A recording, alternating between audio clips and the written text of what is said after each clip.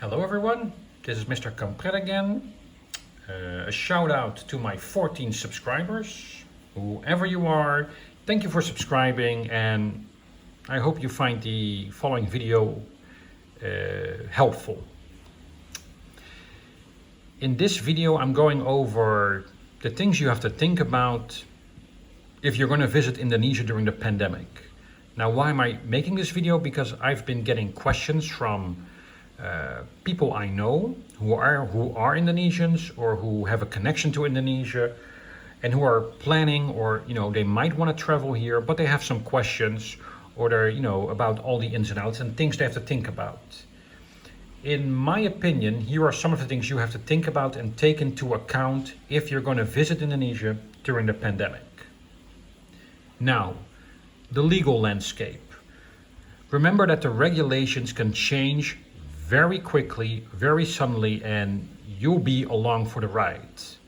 When I first entered Indonesia in December, I was allowed to enter, go to my own accommodation, and self-quarantine for 14 days, which I did. At the moment, like later, with a few days of notice, they went to hotel quarantine. And right now you have to go to a quarantine hotel, stay there for 5 days, and be tested twice. There is sometimes talk like, hey, here in the press, like maybe we're going to 14 days. Take that into account. The quarantine might become a home quarantine again, or you might have to stay at a hotel for 14 days. And that, especially if you're not an Indonesian citizen, you're going to have to pay for yourself. So take that into account when you're making your planning. When you're staying at the hotel, like before I went, I had to make something like this. This is the one I made. I had to upload, a statement of quarantine willingness, that, I could be tested, that I have to pay myself, that yada, yada, yada, yada, yada. This is what I made and they accepted it. So my tests were negative at the hotel, and for most people it will be, that will be it. You enter Indonesia, you stay 5 days at a quarantine hotel, 2 tests, they're negative, you're out. But for some people, unfortunately, the tests are going to come back positive. And then things are going to get a bit more complicated. Keep that in mind, because it's easy to say, well, we'll stay 5 days at a hotel, at a quarantine hotel, and that's true. But always keep in the back of your mind that the test could come back positive and you'll be taken to an isolation hotel or a hospital, depending on your situation. As a foreigner, you're going to be paying for that. Flights and rebooking policies. Take into account that you might have to postpone or change your plans also because of the legal landscape changing very suddenly. Like for instance, you might have a flight booked and then suddenly it's going to be like, well, you don't have to stay 5 days at the hotel, but 14 days. And for you that might not be possible, you might not want to do it or something else. Take a look before you book your flight. If you cancel, can you get your money back? Or if you have to rebook, as is possible, for a different date, do you have to pay a fee? And remember, for instance, I'm flying with Singapore Airlines. At the moment, when I booked all the tickets, you could change the dates without paying a rebooking fee. However, if the ticket is of a different price, like for instance, you're going from 12th of July to 25th of July, and if there's a price difference between the tickets, you still have to pay the price difference of the ticket. And that could easily be 200-300 euros. So be prepared for that. Also, if a test comes back positive, you might also have to, rebook under, either cancel your flight or rebook the date. Now then, the state of the pandemic in Indonesia. And I would unfortunately say to you, things are probably not going too great at the moment. It is difficult to get really,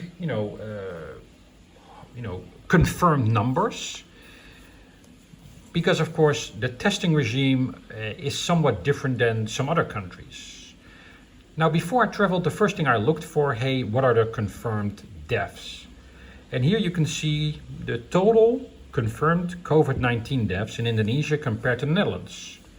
And that's, and when I looked at this, I said like, wow, things in Indonesia are relatively okay. Not to diminish the death of, so many people, but you are comparing the absolute numbers from a country of 18 million people to 271 million people. So then by comparison, Indonesia is doing very well.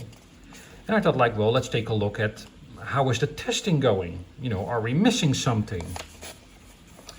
And then things went not so great. Because here you see the total number of COVID tests. And here you see the Netherlands, that's about 10 million. And Indonesia about 12 million tests, in this graph. And then of course, things are not so good. Because in the Netherlands, they tested about 10 million people on a population of 18 million. So a lot more people are getting tested. But here, you have, about 12 million tests on a population of 271 million. So that is not a lot of testing. So are less people sick? Or are people not being tested? The third thing I looked at is a bit, how are things going with vaccinations? Now, it is going better, but not where we would like it to be. Like here in the Netherlands, things are coming up to 50% of the people having at least received 1 dose of COVID-19 vaccine. And here in Indonesia, it's about 10% of the people have, received at least 1 dose of COVID-19 vaccine. In the kampung where I live or stay, there was a first round of vaccinations, and some people they refused. They were afraid, they didn't want to, whatever. There was just a second round of vaccinations, and they changed. At the moment where I'm staying, it is the rule that if you are offered a vaccination and you do not take it, then you forfeit your right on certain government benefits. Now, Mr. Kampret is not totally happy with that, but it is having effect. And now on the second round of vaccinations, a lot more people are taking it up. They're getting a bit, how you say?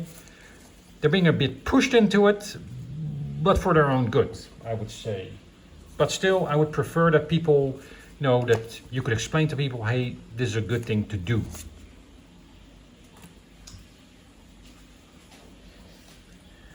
Then here, I looked at excess mortality, because that really tells you, are things going well or are they not going well?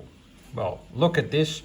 We have excess mortality during the first 10 months of COVID-19 epidemic at Jakarta, Indonesia. You might have to Google that, and you can find the study on the internet like I did. And this is where, in my opinion, it shows that things are not going too well. Now, I will preface that this is only for the first 10 months and Jakarta.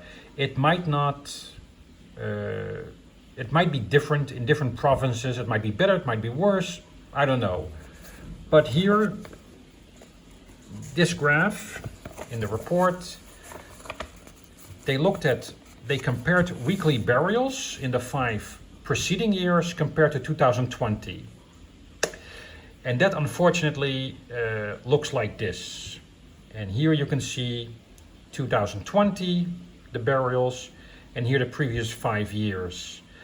In the text, it says that overall in the first 10 months, you're looking at an average of 61% increase in mortality. So that is unfortunately very significant.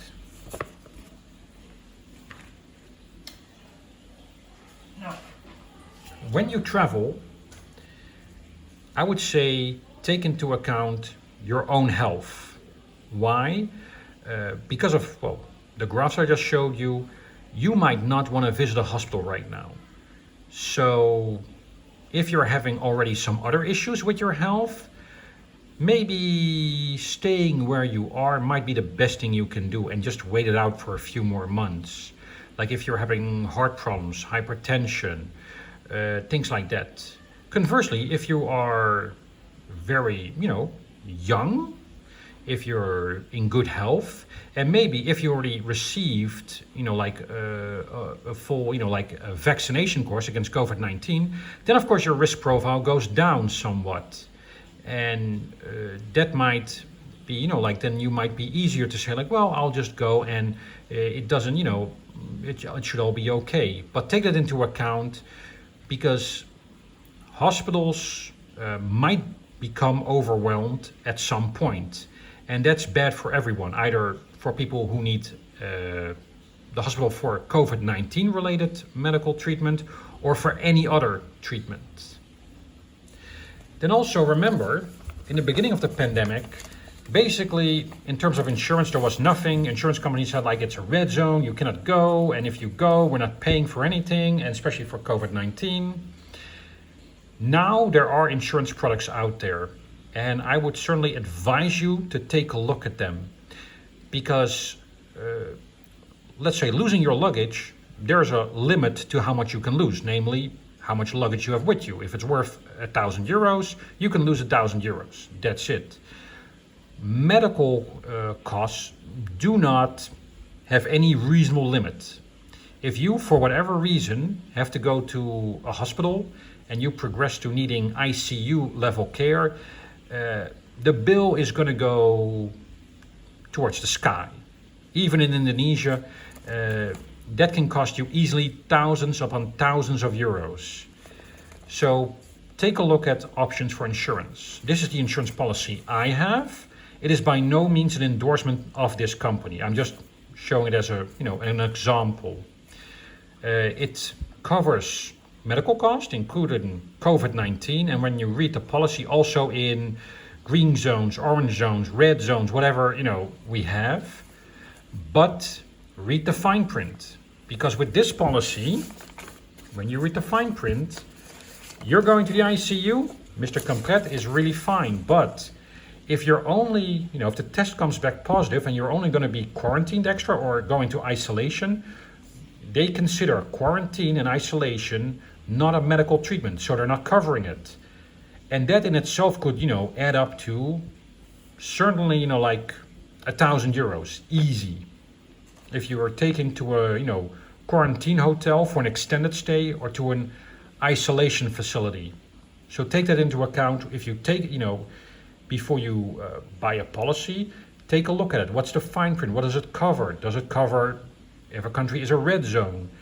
Does it, cover quarantine and isolation, even if you don't require any medications or other things?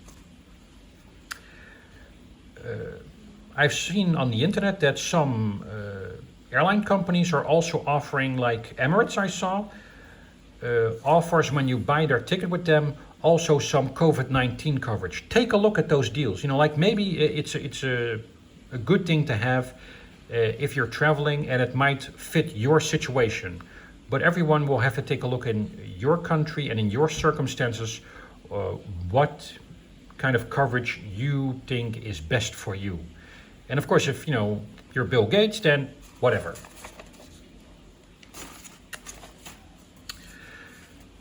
A conclusion. Well, my conclusion is whether you travel to Indonesia now is a personal decision. And you're going to have to, say whether you want to go now, whether it's worth to you and whatever. But take into account, because I spoke to some people and they said, well, we just have some, a little bit of money, but we just enough for a quarantine hotel. If you just have enough for the quarantine hotel, my advice would be not to go, because my tests came back negative, and yours might also. But if they're positive, you're looking at, on the very least, a couple of €100 extra per person. Extra accommodation, extra tests, maybe some treatment. If you can just barely scrape by, my advice would be not to go and wait, because you would need at least, I would say, per person have €1,000 you can just throw away. That would be, to me, the minimum.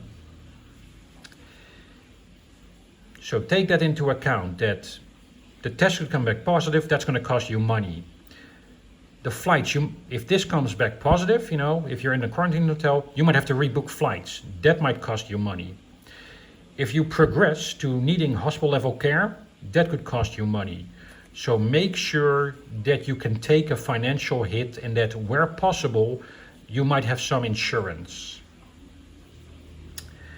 The second is that if you wait 6 months, very likely, especially if you're in Europe or in North America, you're going to be fully vaccinated. Also, in 6 months, I predict that things will be better. Also in Indonesia, more people will be vaccinated. There'll be more stuff. What I mean is stuff is like there will be more testing options. And if things go better in Europe and in North America, some of the resources can hopefully be diverted to countries like Indonesia or, going to Africa or somewhere else. So my advice would be really look at it closely and be aware that for me, everything up to now went fine. Okay, I did 17 tests altogether, for this whole COVID-19 clusterfuck, as I would like to call it. But if it comes back positive, and I was always aware of that, it's going to cost money, it's going to complicate matters, and you're not in the driving seat, okay? Because I made a sort of joke about it on my first video, like, hey, I'm going maybe with the boys and girls from the COVID-19 task force. It is a reality. Be prepared for that in your mind and look at it that those risks are acceptable to you. Now, this was, once again, a somewhat rambling video, so my apologies for that, and I wish everyone the best.